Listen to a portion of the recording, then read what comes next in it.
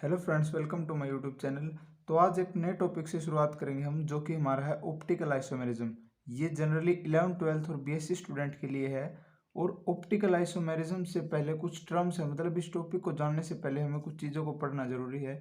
तो हम स्टार्टिंग कहाँ से करें, तो हम पढ़ते हैं सबसे पहले ऑप्टिकली एक्टिव कंपाउंड्स कौन से होते हैं। ठीक है, तो ऑप्टिकली एक्टिव कंपाउंड्स वो कंपाउंड्स होते हैं जो कि प्लेन पोलराइज्ड लाइट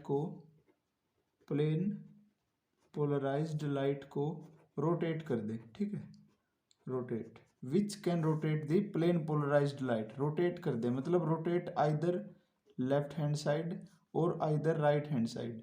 ठीक है, अब आप लोगों के लिए प्लेन पोलराइज्ड लाइट शब्द ही नया होगा, तो सबसे पहले हम इससे शुरुआत करते हैं कि प्लेन पोलराइज्ड लाइट क्या होती है।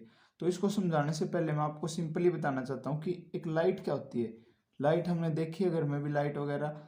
तो जैसे कि हम बल्ब ले ले, ठीक है, तो एक बल्ब किस तरह ग्लो करता है हमारा, तो वो हर डायरेक्शन में लाइट देता है। ठीक है, उसकी जो लाइट है वो हर डायरेक्शन में जाती है। तो इसे हम क्या मान ले, इसे हम लाइट सोर्स ऑफ लाइट मान ले।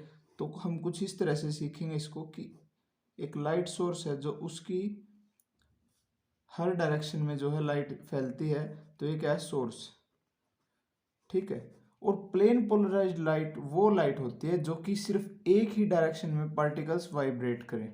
ठीक है, जैसे कि इस डायरेक्शन में, तो किसी भी डायरेक्शन में होती है लेकिन वो सिंगल डायरेक्शन में होनी चाहिए। लेकिन यहाँ पर जो ऑर्डिनरी लाइट होती है उसके पार्टिकल्स हर डायरेक्शन में वाइब्रेट करते हैं। ठीक है, तो हमें इसको सिंगल डायरेक्शन में वाइब्रेट करने के लिए एक निकोल प्रिज्म जो है लगाना पड़ेगा यहाँ पे।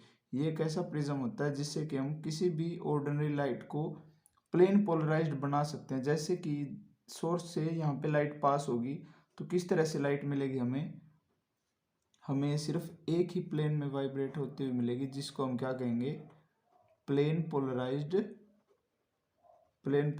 लाइट। ठीक है, सिंपल पोलराइज्ड लाइट वो लाइट होती है जिसके पार्टिकल सिर्फ एक ही प्लेन में वाइब्रेट करते हैं। ठीक है, तो हम प्लेन पोलराइज्ड लाइट का कंसेप्ट तो हो गया क्लियर। अब प्लेन पोलराइज्ड लाइट को अगर लेफ्ट हैंड साइड, देखो दो तरह से रोटेट कर सकते हैं हम कोई भी। मान लेते हैं ये हमने एक सॉल्यूशन ले लिया।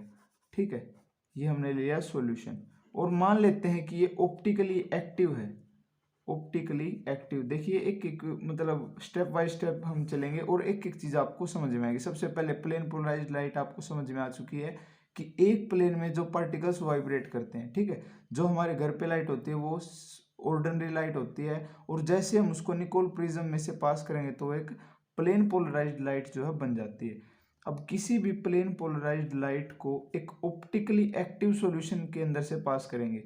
अब क्वेश्चन ये भी माइंड में आता है कि ऑप्टिकली एक्टिव कंपाउंड्स कौन से होते हैं, ये सॉल्यूशन क्यों ऑप्टिकली एक्टिव है। तो वो हम मतलब थर्ड वाला टॉपिक रहेगा हमारा कि ऑप्टिकली एक्टिव हम कैसे बताएंगे कि सॉल्यूशन है या नहीं है। लेकिन अगर हम मान लेते हैं कि ये सॉल्यूशन ऑप्टिकली एक्टिव है और इसके अंदर से प्लेन पोलराइज्ड पास हो जाए लाइट, तो वो दो तरह से रोटेट हो सकती है। ठीक है, एक तो हमारी हो जाएगी लेफ्ट हैंड साइड, और दूसरी हो सकती है राइट हैंड साइड। ठीक है, तो ये लाइट कुछ इस तरह से थी, ये लेफ्ट हैंड साइड भी रोटेट हो सकती है और राइट हैंड साइड भी रोटेट हो सकती है। ठीक है, तो ये एक ही डायरेक्शन में आएगा ना, तो हमने दो डायरेक्शन में क्यों लगा दी। तो अगर लेफ्ट हैंड साइड रोटेट होती है तो हम उसको बोलेंगे लीवो रोटेटरी। ठीक है, और इसको हम नेगेटिव साइन से भी शो करते हैं। और जो राइट हैंड साइड हमारी रोटेट होती है लाइट, कौन सी लाइट, प्लेन पोलराइज्ड लाइट, तो हम उसको बोलेंगे डेक्स्ट्रो रोटेटरी, और इसको हम पॉजिटिव साइन से शो करते हैं। ठीक है, तो क्या कंसेप्ट है हमारा, ऑप्टिकली एक्टिव कंपाउंड्स वो कंपाउंड्स होते हैं, जैसे कि ये कंपाउंड ऑप्टिकली एक्टिव था हमने मान लिया, तो ये क्या करेगा, प्लेन पोलराइज्ड लाइट को या तो लेफ्ट हैंड साइड रोटेट करेगा या फिर राइट हैंड साइड रोटेट करेगा। ठीक है, कुछ लाइट ये कुछ ऐसे थी, तो इसको अगर लेफ्ट हैंड साइड रोटेट कर दिया तो उसको हम बोलेंगे लीवो रोटेटरी, और राइट हैंड साइड रोटेट कर दिया तो उसको हम बोलेंगे डेक्स्ट्रो रोटेटरी। और साइन क्या होगा हमारा, प्लस और माइनस। ठीक है, यहाँ तक क्लियर है। अब सेकंड क्वेश्चन मतलब लास्ट क्वेश्चन आता है हमारा कि हमें कैसे पता चलेगा कि कोई भी कंपाउंड ऑप्टिकली एक्टिव है या नहीं है, तो उसको भी देखते हैं।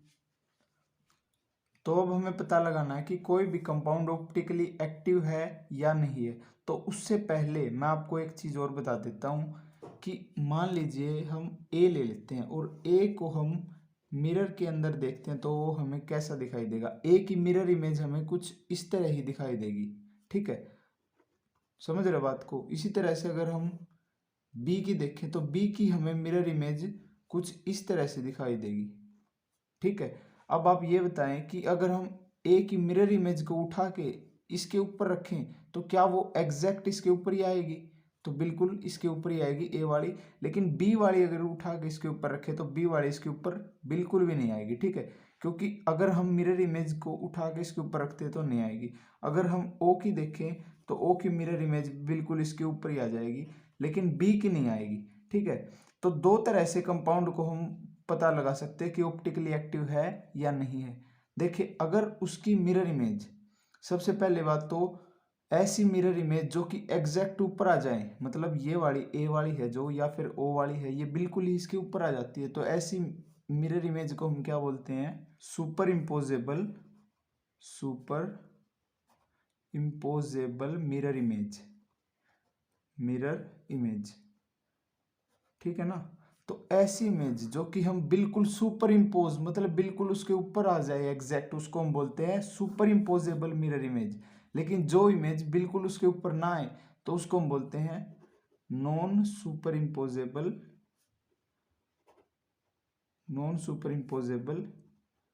मिरर इमेज, ठीक है। अब इसको हम किस तरह से लिंक करते हैं ऑप्टिकली एक्टिव कंपाउंड से, ये मैं आपको बताता हूँ। जैसे कि हमारे पास एक कंपाउंड है CH3CCl3H। मान लीजिए हमारे पास ये कोई कंपाउंड है, ठीक है, और हमें ये बताना है कि ये ऑप्टिकली एक्टिव है या नहीं है। तो हमें ये बताना है, तो उसके लिए हमें इसकी एक मिरर इमेज बनानी है, ठीक है। तो एक मिरर डिजाइन कीजिए इसके मतलब साइड में, और इसकी मिरर इमेज देखिए किस तरह से आएगी। ये CH3 तो एग्जैक्ट ऊपर आ जाएगा। अब ये जो क्लोरीन इस साइड था वो इस साइड आ जाएगा, ठीक है, हाइड्रोजन उस साइड चला जाएगा और नीचे वाला भी सेम आ जाएगा।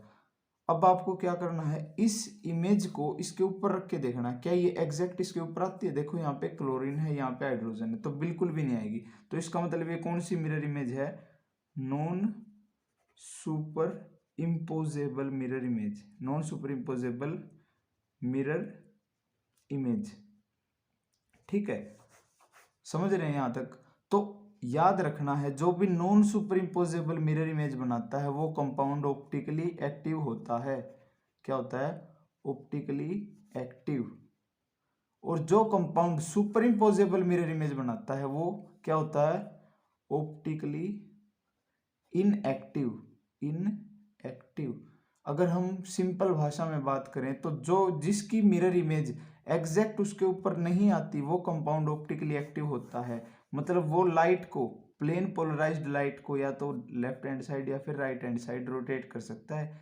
लेकिन अगर हम बात करें सुपर इम्पोजेबल मिरर इमेज, मतलब जो कि एग्जैक्ट उसके ऊपर आती है, तो वो कंपाउंड ऑप्टिकली एक्टिव नहीं होता। तो ये क्या है? ये प्लेन पोलराइज्ड लाइट को रोटेट नहीं करेगा, ठीक है। अब बात आती है कि ऐसे कंपाउंड को क्या कहा जाता है। देखिए जो कंपाउंड ऑप्टिकली एक्टिव होते हैं, मतलब जो non super imposable mirror image बनाते हैं, उन कंपाउंड को या उन मॉलिक्यूल्स को कायरल बोला जाता है, ठीक है। इस प्रोसेस को बोला जाता है कायरलिटी, और इस मॉलिक्यूल को बोला जाएगा कायरल, CHIRAL, कायरल, ठीक है। तो किसी भी मॉलिक्यूल के लिए या किसी भी कंपाउंड के लिए ऑप्टिकली एक्टिव होना, तो उससे पहले वाला स्टेप क्या होता है? उसको कायरलिटी शो करनी पड़ेगी।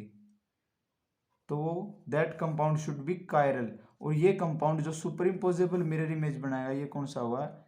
ए कायरल मॉलिक्यूल, ठीक है, ए कायरल कंपाउंड या फिर मॉलिक्यूल।